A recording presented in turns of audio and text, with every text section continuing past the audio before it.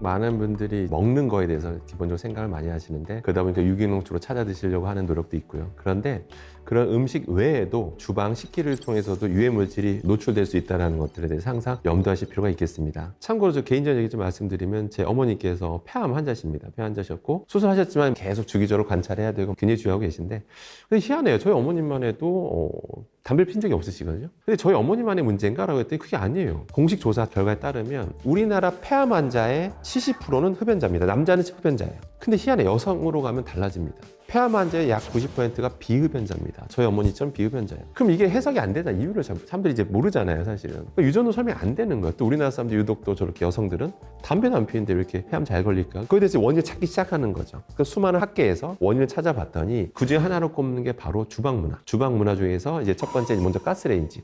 가스레인지를 켜는 것만으로도 유해물질이 나옵니다. 대표적인 게 이산화질소가 다량 배출돼요. 이산화질소가 뭐냐면 우리가 자동차 배기가스의 주성분이에요. 그게 몸에 들이마시면 안 좋으니까 정부에서 대기질 관리할 때 항상 체크하거든요. 우리 길 가다 보면 항상 전광판에 써 있잖아요. 오늘의 날씨, 공기질 해가지고 뭐 이산화질소 몇 ppm 이렇게 나오잖아요. 이산화탄소 외에도 일산화탄소도 나옵니다. 일산화탄소는요 우리가 들이마시면 헤모글로빈이 그대로 달라붙어요. 산소가 붙어서 퍼져야 되는데 일산화탄소가 퍼져버려요. 그렇게 심각한 겁니다. 몸에 다 그래서 안 좋은 영향을 미치고 그걸 가스불을 켜는 것만으로도 그런 자동차 배기가스를 들이마시는 거예요. 폐에 당연히 최악입니다. 이러다 보니까 미국에서는 어떤 일이 있었냐면 미국 캘리포니아주와 뉴욕주는 가스레인지 퇴출 법안이 제출됐었습니다. 당연히 그 업계에서 반발했겠죠. 그러니까 지금 소송 중이고 1심 판결과 2심 판결이 달랐어요. 그렇기 때문에 현재 최종 결과는 좀 기다려봐야 되는 사항이다라고 보시면 됩니다. 다른 나라도 똑같은 거 아니야 이렇게 보통 얘기를 하세요. 가스레인지 딴 나라도 많이 쓰지 않아 이렇게 하는데 그렇지 않습니다. 일단 미국이랑만 비교해봐도 미국은 가스레인지 사용량이 전체 퍼센트가 30%가 좀 안 돼요. 우리나라는 거의 90%가 가스레인지 쓰는데 그 이유가 땅이 넓잖아요. 가스관을 그렇게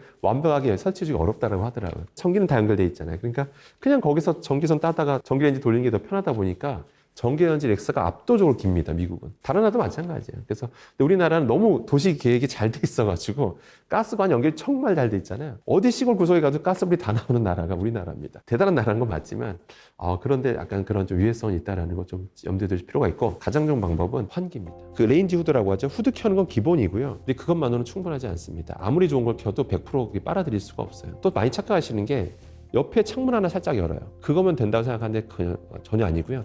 하나 열고 반드시 하나 더 여셔야 됩니다.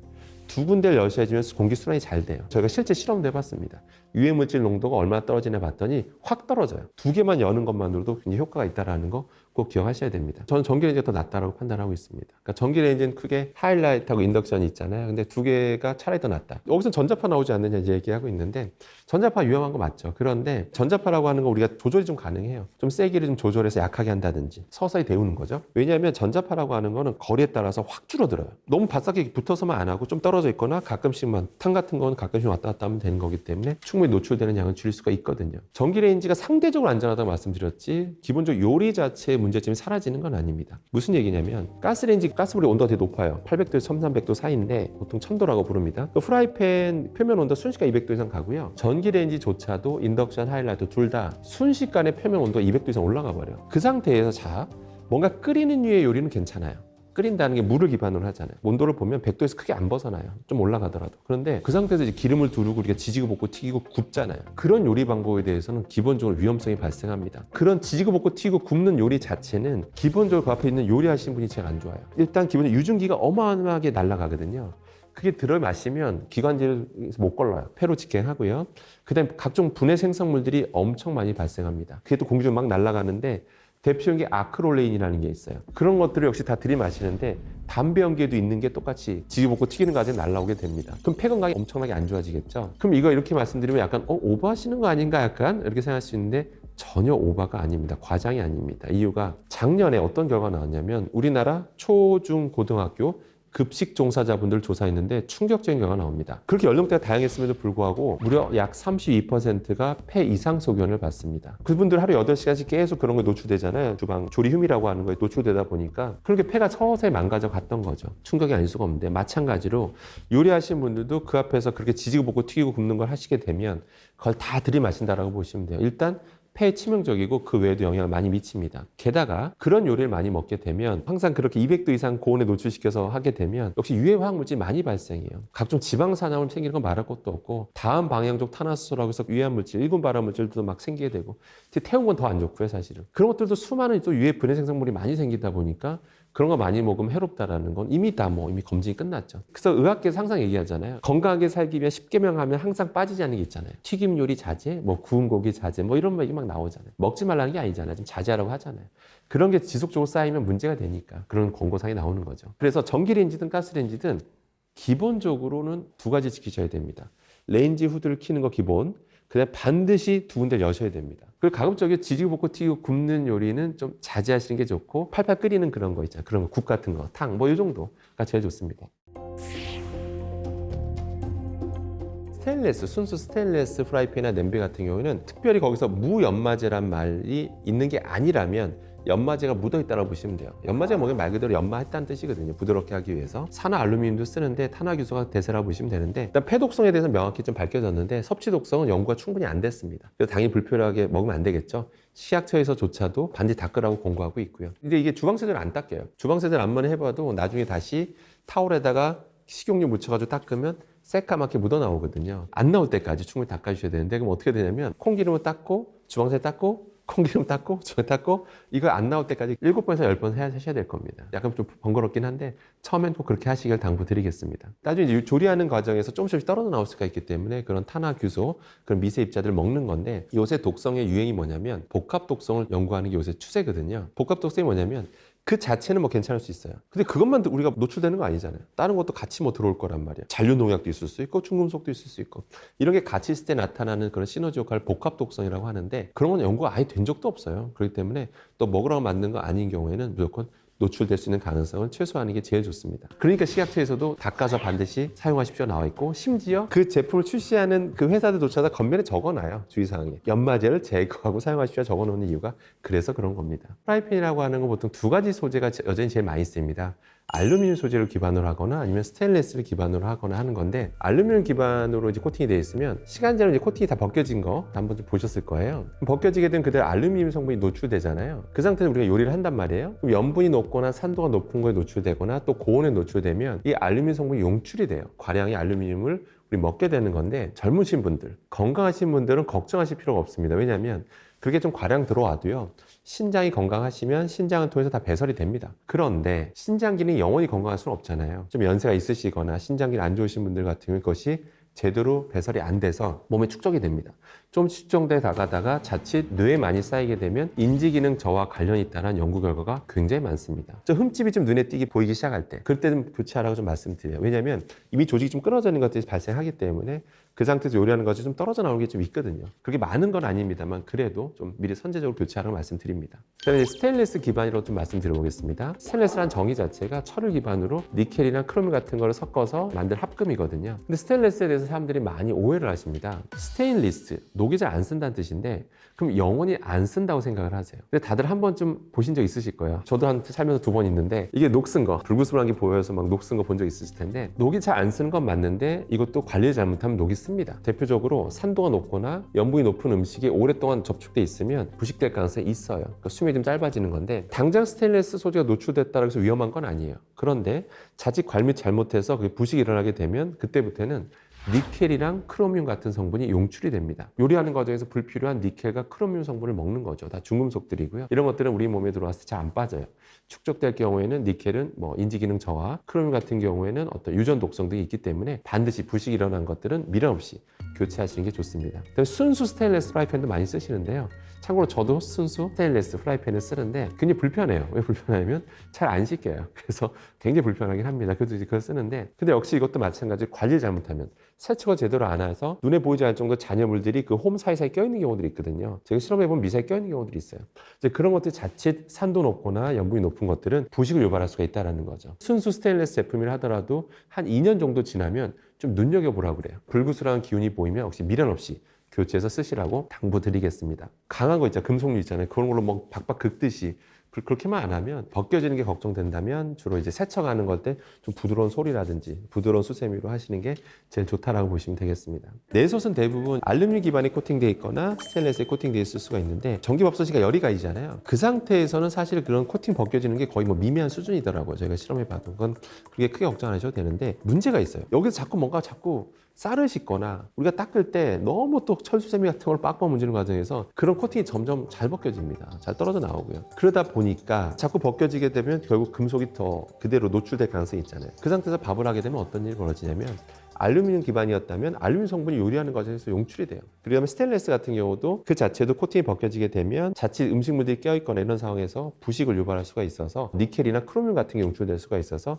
요리하는 과정에서 그런 유해 금속을 먹을 수가 있게 되는 겁니다. 내솥에 씻지 말라는 게 자꾸 그럴수록 내구성만 저하시키는 거거든요. 코팅이 더 잘 벗겨지기 좋은 조건이 되니까 각종 그런 유해 마찰은 최소화하는 게 좋고요. 식약처 권고사항으로 코팅이 벗겨진 내솥은 바로 교체하십시오라고 그런 권고사항이 있는 겁니다. 요새는 세상이 좋아져서 각 전기밥솥 회사에서 내솥만 다 따로 팔더라고요. 주기적으로 교체해서 쓰시는 게 중요하다고 보시면 되겠습니다. 일단 실리콘 주방 도구가 요새 대세죠. 실리콘이라고 하는 게 플라스틱을 의미하는 겁니다. 실리콘 플라스틱. 좀 더 정확하게 말씀드리면 폴리실록산 중에서 PDMS라는 게 있는데 그 소재가 거의 대세다라고 보시면 됩니다. 근데 이게 어디 쓰이냐면 성형 보형물로 써요. 아니 얼마나 안전하길래 몸 안에 넣어? 이거거든요. 그러니까 이제 사람들이 생각하죠. 뭐 저렇게 안전한 거면 야 주방 도구로 쓰면 좋겠구나 이렇게 생각한 거죠. 그러다 보니까 지금 거의 대세가 됐는데 근데 이게 플라스틱이다 보니까 역시 다양한 소문이 존재하는 건 사실입니다. 대표적인 게 아니 그저 플라스틱이니까 뜨거운 게 닿거나 탄도가 높은 게 닿으면 환경 호르몬이 나오거나 뭐 유해 화학물질이 나오겠다 이렇게 생각할 수가 있는데 결론부터 말씀드리면 그건 아닙니다. 그렇게 만만한 소재는 아닙니다. 역시 안전한 거 맞고요.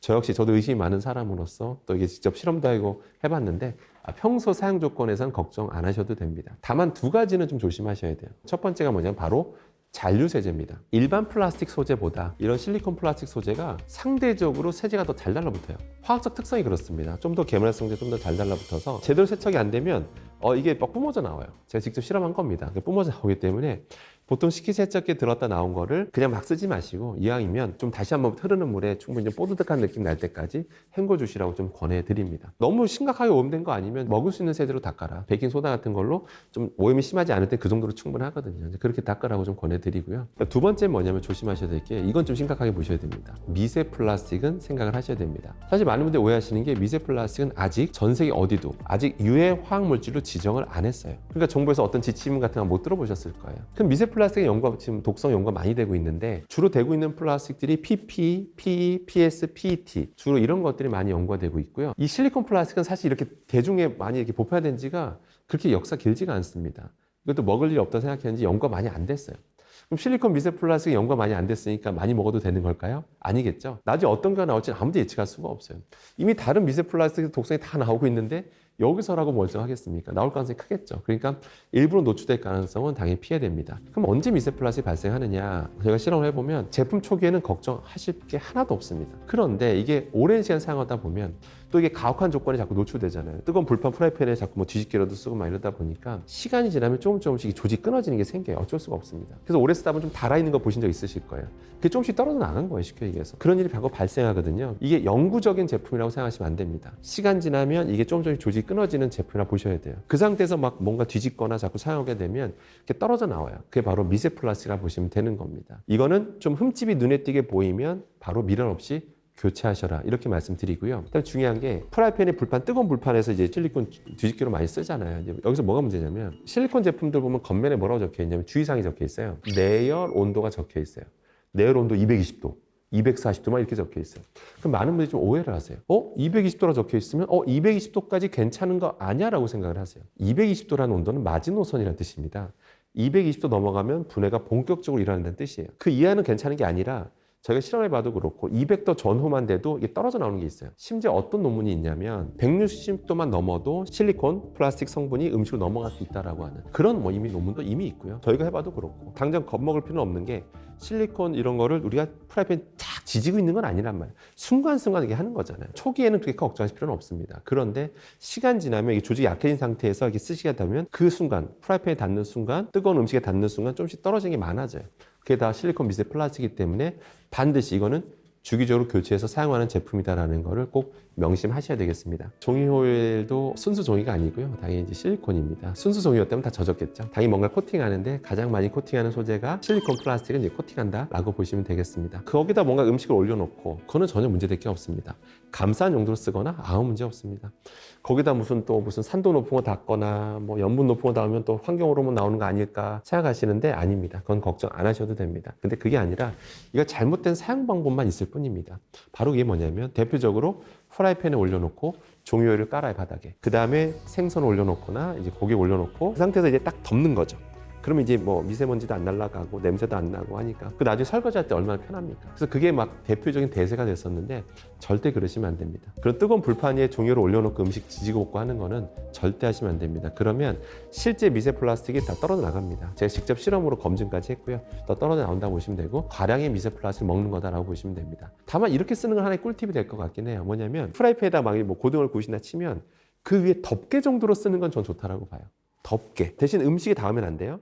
음식에 닿지 않게 간단히 뭐 그냥 얹어 놓는 정도? 뭐 그 정도는 좀 괜찮다고 봅니다. 왜냐면 직접 음식이 닿지만 않으면 또 불판에 직접 닿는 건 아니잖아요. 그러면 미세먼지 날아가거나 유증기 날아가는 것 좀 어느 정도 막아주는 필터링 효과가 나기 때문에 그 정도로는 좀 유용하게 쓸 수 있다고 봅니다. 에어프라이기나 이제 전자레인지에 올려놓고 많이 쓰시는데 특히 에어프라이 많이 쓰시는데 에어프라이다 160도만 넘어가도 그 코팅되어 있던 실리콘이 음식으로 넘어갈 수 있다는 이미 연구가 다 나와 있는 만큼 가급적이면 160도 미만으로 설정하고 하시면 좀 더 안전하게 사용하실 수가 있겠습니다. 에어프라이어 자체는 사실은 위험한 게 아니고요. 문제가 뭐냐면 바로 온도입니다. 사실 그 설정 온도에 따라서 이제 문제가 발생하는 건데 소위 말해서 탄수화물이 좀 많은 음식들을 거기다 이제 노출시키면 이론상은 언제 발생하냐면 온도 120도가 넘어가게 되면 그 탄수화물 많은 곳에서는 여러 화학 반응을 통해서 아크릴아마이드라고 하는 EA군 발암물질이 발생한다고 알려져 있고 이런 게 많이 들어오면 뭐 뉴런에도 영향을 주고 뭐 여러 가지 문제인다고 알려져 있고 문제는 이제 120도란 말이에요. 근데 현실적으로 에어프라이어 120도로 설정하게 되면 또 많이 답답하고 이럴 거면 에어프라이어 왜 써? 뭐 이렇게 되는 거고요. 그래서 현실적이지 않다라고 해서 참고로 그 정부인 지침들이 좀 있어요. 감자튀김은 뭐 몇 도에서 몇 분, 돈가스는 뭐 몇 도에서 몇 분 이런 지침들이 사실 있습니다. 정부에서는 190도, 현실적으로 190도 정도로 하고 몇 분 이내, 뭐 몇 초 이내 이렇게 해놓고 있거든요. 근데 제가 아까 120도라고 말씀드렸잖아요. 근데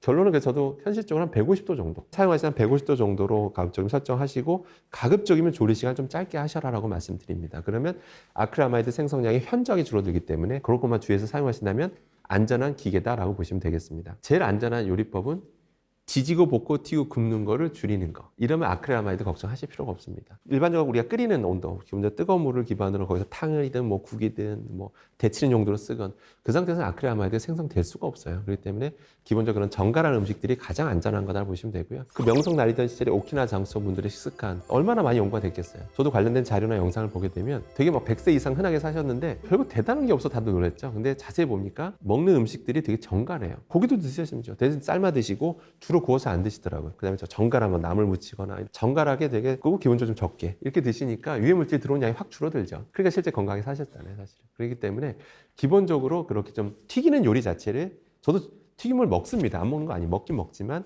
알기 때문에 좀 가끔 먹는 별미예요. 구독자님들께서는 가끔 먹는 별미다 정도로 생각하시면 제일 좋습니다.